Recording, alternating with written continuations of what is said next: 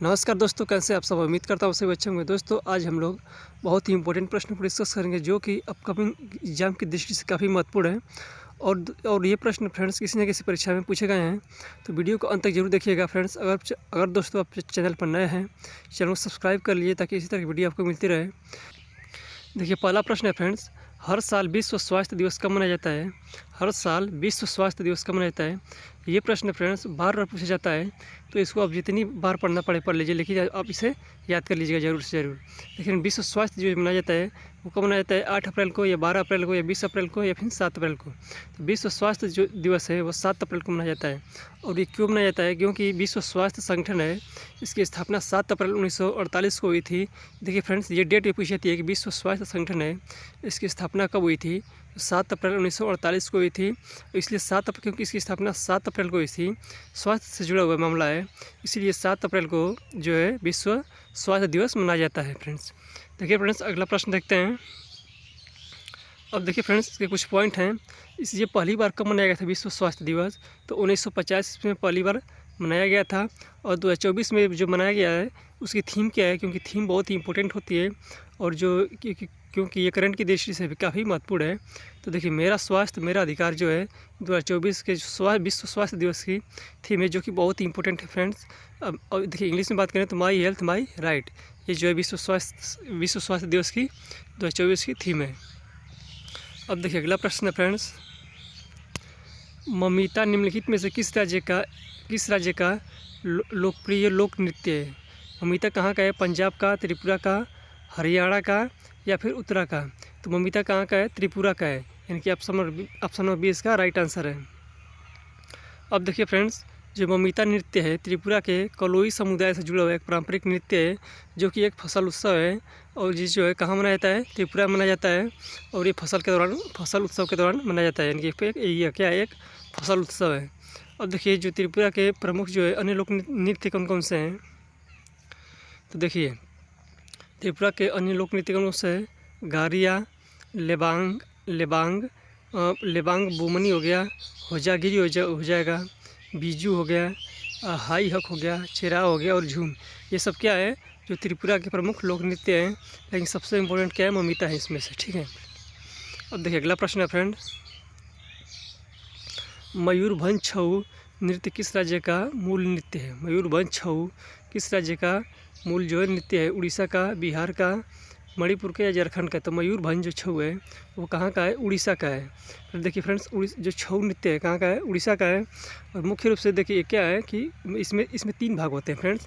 एक होता है इसमें क्या होता है, देखिए बताता हूँ मैं आपको। देखिए एक जो इसमें देखिए छऊ, सबसे पहले जान लीजिए छऊ एक कैसा नृत्य है? अर्धशास्त्रीय नृत्य है फ्रेंड्स। ये बहुत ही इंपॉर्टेंट है और ये बहुत बार परीक्षाओं में पूछा गया है। ये किस तरह पूछा जाता है कि आपसे पूछ लेगा कि निम्नलिखित में से कौन सा एक अर्धशास्त्रीय नृत्य, इस तरह से प्रश्न पूछा जाता है। तो ये बहुत ही इंपॉर्टेंट है फ्रेंड्स, इसको आपको अच्छे से याद कर लेना है।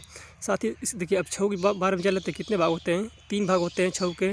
कौन कौन से? सरायकेला छऊ, ये कहाँ का है? झारखंड का है, बहुत ही इंपॉर्टेंट है फ्रेंड्स। मयूरभंज छऊ, ये कहाँ का है? उड़ीसा का है। और पुरुलिया छऊ, ये कहाँ का है? पश्चिम बंगाल का है। तो ये प्रश्न फ्रेंड्स बहुत ही इंपॉर्टेंट है, इसको आपको अच्छे से याद कर लेना है।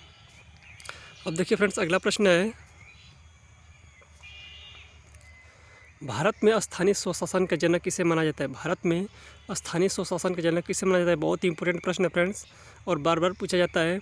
Lord Warren Hastings, Lord Ripon या लॉर्ड रॉबर्ट क्लाइव या लॉर्ड ब्लेजली? तो भारत में स्थानीय स्वशासन के जो जनक हैं कौन है? लॉर्ड रिपन है, ऑप्शन नंबर 20 का राइट आंसर है। अब देखिए, वर्नाक्यूलर प्रेस एक्ट कब आया था? तो ये आया था 1878। इसमें बहुत बार पूछा जाता है फ्रेंड्स, बहुत इंपॉर्टेंट है। और ये किसने लागू किया था? लॉर्ड लिटन ने लागू किया था। और वर्नाक्यूलर प्रेस एक्ट है जो निरस्त कब हुआ था? 1882 में। और किसने निरस्त किया था? तो लॉर्ड रिपन ने किया था। फिर ये वर्नाक्यूलर प्रेस एक्ट है फ्रेंड्स, बहुत बार पूछा जा चुका है और आगे ही पूछे जाने की इसकी संभावना बहुत है। तो इसको आपको अच्छे से याद कर लेना है फ्रेंड्स। अब देखिए अगला प्रश्न है फ्रेंड्स, सिंधु घाटी सभ्यता का निम्नलिखित में से कौन सा स्थल पंजाब यानी कि भारत में स्थित है? भारत के पंजाब में स्थित है। बनावली, बालू, कोटदीजी या रोपड़? तो रोपड़ कहाँ पर स्थित है फ्रेंड्स? पंजाब में, यानी कि ऑप्शन नंबर डी इसका राइट आंसर है। अब देखिए फ्रेंड्स, अगला प्रश्न देखते हैं, स्वतंत्र भारत की संविधान सभा के प्रथम अध्यक्ष कौन थे? स्वतंत्र भारत की संविधान सभा के प्रथम अध्यक्ष कौन थे? डॉक्टर सच्चिदानंद सिन्हा, डॉक्टर भीमराव अंबेडकर, पंडित जवाहरलाल नेहरू, डॉक्टर राजेंद्र प्रसाद। देखिए फ्रेंड्स, स्वतंत्र भारत की अगर आपसे पूछे, स्वतंत्र भारत के जो प्रथम जो संविधान सभा के अध्यक्ष थे वो डॉक्टर राजेंद्र प्रसाद थे, स्वतंत्रता के बाद जो थे ये। और देखिए सबसे पहला अगर आपसे अगर स्वतंत्र भारत न पूछे, अगर केवल ऐसे पूछ ले कि भारत की संविधान सभा के पहले अध्यक्ष पूछे वो कौन से थे? सच्चिदानंद सिन्हा थे, लेकिन इसमें स्वतंत्रता सब जोड़ दे तो वो क्या हो जाएगा? डॉक्टर राजेंद्र प्रसाद हो जाएगा फ्रेंड्स। तो चलिए फ्रेंड्स, अगला प्रश्न देखते हैं। ये जितने प्रश्न फ्रेंड्स बहुत ही इंपॉर्टेंट है, तो आपको इसे याद कर लेना, ठीक है, अच्छे से। भारतीय संविधान का कौन सा अनुच्छेद संघ की कार्यकारी शक्तियों से संबंधित है? अनुच्छेद 53, अनुच्छेद 51, अनुच्छेद 57 या अनुच्छेद 55। तो अनुच्छेद जो 53 है इसमें क्या क्या गया है? देखिए अनुच्छेद 52 तो राष्ट्रपति का पद है, इसमें अनुच्छेद 52 कहा गया है कि भारत का एक राष्ट्रपति होगा, ठीक है। लेकिन अनुच्छेद 53 में कहा गया है कि संघ की सारी कार्यकारी शक्तियाँ इसमें निहित होगी, राष्ट्रपति में निहित होगी फ्रेंड्स, यानी कि ऑप्शन नंबर 1 इसका राइट आंसर है। अब देखिए फ्रेंड्स, अगला प्रश्न है,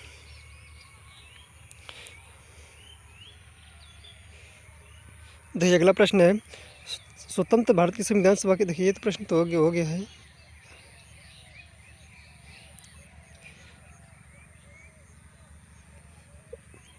देखिए अगला प्रश्न है, दिल्ली की पहली महिला शासक कौन थी?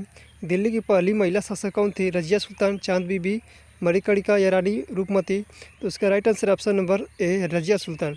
दिल्ली की पहली महिला शासिका जो बहुत बार पूछा जाता है फ्रेंड्स, ये आपकी एग्जाम की दृष्टि से काफ़ी महत्वपूर्ण है, तो ऑप्शन नंबर 1 इसका राइट आंसर हो जाएगा।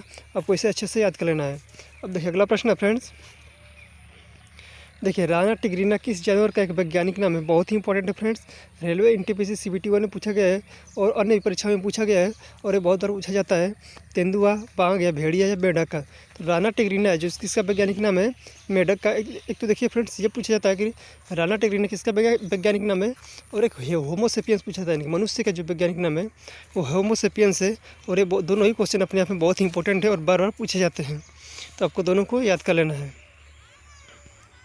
देखिए अर्थशास्त्र में वैकल्पिक कार्यक्रम का अर्थ क्या होता है? अर्थशास्त्र में वैकल्पिक कार्यक्रम का अर्थ क्या होता है? दीर्घकालिक योजना, लघु अवधि योजना या वार्षिक योजना या फिर स्लाइडिंग योजना?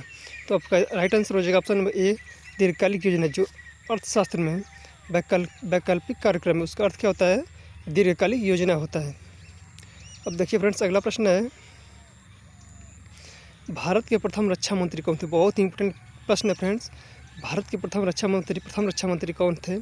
कैलाश नाथ काटजू, बलदेव सिंह, बाई बी चंद्र चौहान या ईश्वर सिंह? देखिए जो भारत के प्रथम रक्षा मंत्री थे वो कौन से थे? जो है बलदेव सिंह थे। देखिए अब देखिए अगला प्रश्न देखते हैं।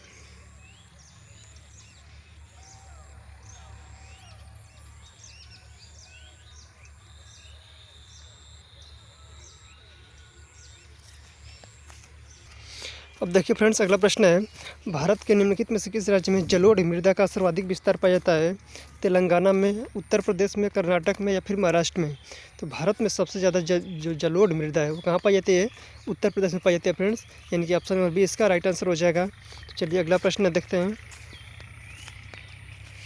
देखिए फ्रेंड्स, ये प्रश्न बहुत ही इंपॉर्टेंट है और ये बहुत बार पूछा जा चुका है, तो इसको देखिए आप अच्छे से इसे याद कर लीजिएगा।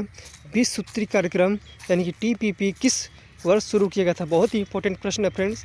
2006 में, 1975 में या 1986 में या 1982 में? फ्रेंड्स तो देखिए इसका राइट आंसर क्या हो जाएगा?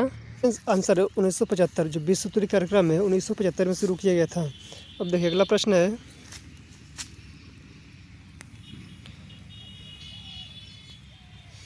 देखिए भारतीय राष्ट्रीय कांग्रेस के निम्नलिखित अधिवेशनों में से किस अधिवेशन की अध्यक्षता पहली बार एक महिला ने किया था? तो देखिए कलकत्ता अधिवेशन 1916 की जो है ये पहली बार किसी महिला ने अध्यक्षता की थी, और कौन थी महिला थी? एनी बेसेंट थी।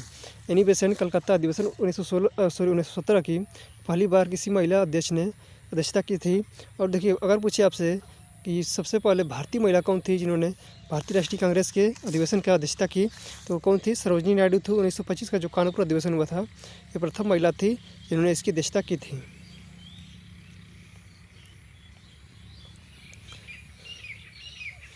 अब देखिए अगला प्रश्न है फ्रेंड्स, निम्नलिखित में से कौन निम्नलिखित में से कौन किसी राज्य की सीमा को परिवर्तित कर सकता है या उसका नाम बदल सकता है? सरकार, राज्य सरकार, संसद, उच्चतम न्यायालय, उच्च न्यायालय। तो इसका राइट आंसर ऑप्शन बी, संसद। देखिए फ्रेंड्स, अगर किसी भी राज्य की सीमा में परिवर्तन करना है या नाम में परिवर्तन करना है तो ये अधिकार किसके पास होता है? वो संसद के पास होता है। और किस अनुच्छेद में? ये अनुच्छेद 3 में है। फ्रेंड्स, तो आज के लिए इतना ही, मिलते हैं अगले वीडियो में, तब तक के लिए जय हिंद।